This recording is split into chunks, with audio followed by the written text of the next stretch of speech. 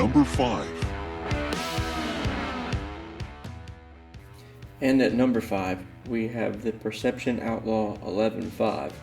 Comes in at 11 feet 6 inches, weighs 77 pounds, has a max capacity of 425 pounds, and a width of 35 inches, and a price tag of $929. In the front, we have a molded in front handle and a cargo area that is open to water, so it's not dry, but you don't have to worry about water getting inside the hull with something like that. Nice simple design. You can throw your cooler up there, it'd be a good place for it. Move to the middle here, and you got a nice open cockpit, a lot of room for your legs, fishing rods, anything you want to throw between your legs or by your feet, you got plenty of that. Got plenty of rails to mount accessories like rod holders and fish finders and stuff like that. A nice, really high seat that allows you to store stuff under the seat like tackle boxes, as well as being able to fold it completely out of the way so that you can stand right there. Or you can place a cooler, a hard cooler, right there and use that as your seat, kind of like a stand-up paddleboard. We also have tackle storage on each side of your seat, as well as 2 cup holders. The seat is held in by some bungees, so nice and simple, and it looks like you can lower it into a lower position too. You also have 4 rod holders, 2 to each side of your seat, which they call the double barrel. And in the rear you have a really spacious tank well with a spot where you can cut out and make an access point for rigging inside the hull, which is really nice. A nice flat back stern so that you can probably mount a power pole there. It doesn't have the threaded inserts, but if you add that little hatch at the back there, you can probably put a power pole in the back if you really wanted to. That is the rundown on the Perception Outlaw 11.5. Again, that comes in at $929. That is one of the cheapest fishing kayaks that you can get that is still of good quality. So I think this is a great buy if you're looking for a super budget kayak for fishing that has all the mounts you want and can grow a little bit with you as long as you're willing to still paddle instead of pedal or power.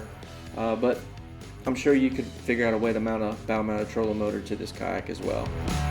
Number 4. And at number 4 we have the bona fide RS 117. This is their entry-level kayak, and it comes in at 11 feet 7 inches, where it gets the name RS 117, a width of 33.5 inches, a hull weight of 65, but when you put the seat and everything on, it's about 77. Weight capacity is 425 pounds, and the price comes in at $1,099. It is also very similar to what you would find in this price range on any other kayak. You have that cargo area up front instead of a hatch, which is nice. You can't get water in the hull just like the last kayak with the Outlaw. You also have a very simplified seat compared to what you get on the SS.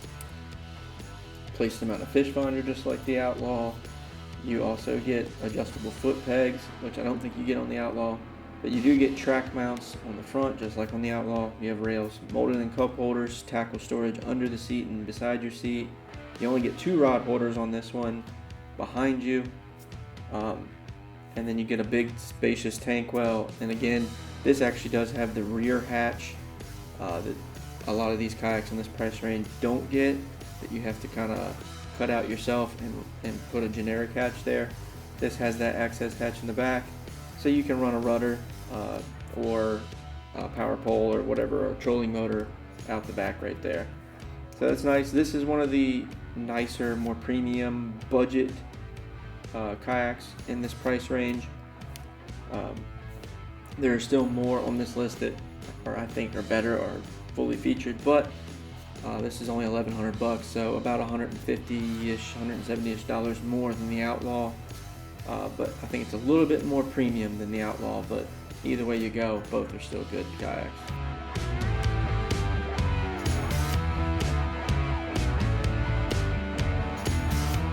Number 3 and 2. Next up, are in a shared spot of 2 and 3, we have the Sportsman 106 at 3 and Sportsman 120 at 2. They're very similar kayaks. The only real difference in a lot of cases is the length and price. So I'm gonna give you a quick rundown of each. And let's start with the 106.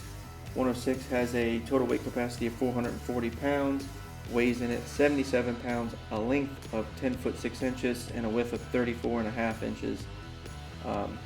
You can't add a rudder to it. That's one of the big differences. It does have rod holders and all that. The 120 comes in with a 500 pound weight capacity, 85 pound weight, and 12 foot length, and 33.5 inches. So 1 inch narrower than the 106 and about 1.5 feet longer, and you can put a rudder on this one. So again, not a whole lot of difference. As we move down, you still have that front handle that is replaceable if it does break. It's not molded in. You have the drain plug in the front. You have that nice sealed hatch in the front on each one of these. You just kind of got a shorter nose on the 106 and a little bit less cockpit room, but you still got the deck pads, you still got adjustable foot pegs and rails and a front facing rod holder, storage under your seat, a really nice seat, 2 grab handles on each side, a cup holder molded in, a paddle holder on the side.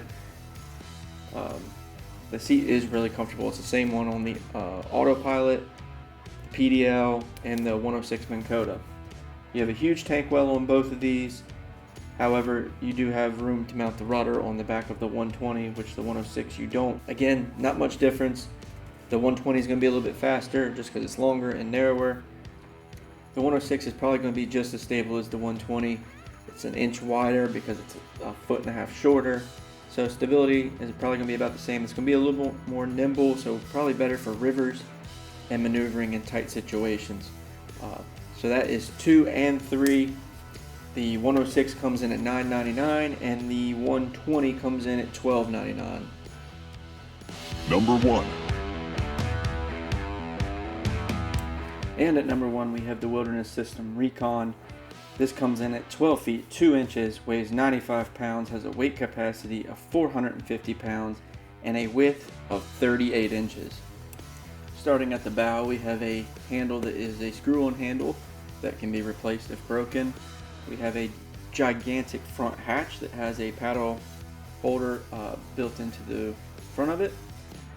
This lets you have internal storage as well as an internal access. Great front hatch. I love front hatches that are like that. Come to the middle, you have a pretty big cockpit. You got rails on either side. You have a place to put a pedal drive, so you can actually buy this as a paddle kayak and upgrade it to a pedal kayak later on, which is the main reason it's at the top of this list. It can grow with you. You have foot pegs on there that can be removed if you do end up switching over to pedal drive. Molded in rod holders, deck pad, a nice comfortable seat.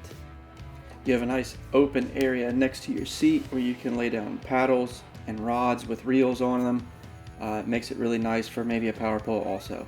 Giant tank well with the access hatch built into it in the back, as well as a nice flat stern to mount power poles and motors and everything like that. The seat is adjustable. It slides forward and back, up and down. The seat on this thing is pretty awesome. I think at $1,409, this is going to be a really good bargain for a lot of people, mainly because you can add the pedal drive later. You can buy it now, paddle it. When you're ready to upgrade, you don't have to sell the boat and get another one. You can just buy the pedal drive, install it, and now it's like having a brand new boat all over again. That's why I put this at number 1. Last year I think I had this at number 5. It was new. Didn't really know much about it, but I haven't heard any complaints about it. I've heard people rave about it, so I think this year, because of that feature right there, that you can upgrade this to a pedal drive later, it is now number 1.